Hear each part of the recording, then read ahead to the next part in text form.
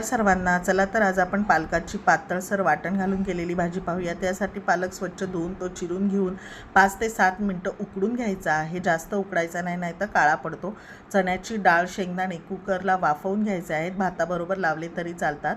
उकडलेला जो पालक आहे तो थंड झाल्यानंतर मिक्सरला छान बारीक करून घ्यायचा आहे। हाताने घोटला तरी चालतो। वाटण्यासाठी ओलं खोबरं, शेंगदाणे, सुकं खोबरं असलं तरी चालतं, जिरं, हिरवी मिरची, आलं, लसूण हे छान पाणी घालून बारीक करून घ्यायचं आहे। फोडणीसाठी तेल तापल्यानंतर जिरी, ठेचलेला लसूण, उकडलेले डाळ आणि शेंगदाणे ते घालून घ्यायचे आहे। ते परतल्यानंतर बारीक केलेली पालकही त्यामध्ये ॲड करायची आहे। पालक छान परतल्यानंतर वाटण घालून केलेला जो मसाला आहे तो पाणी घालून त्यात मिक्स करायचा आहे।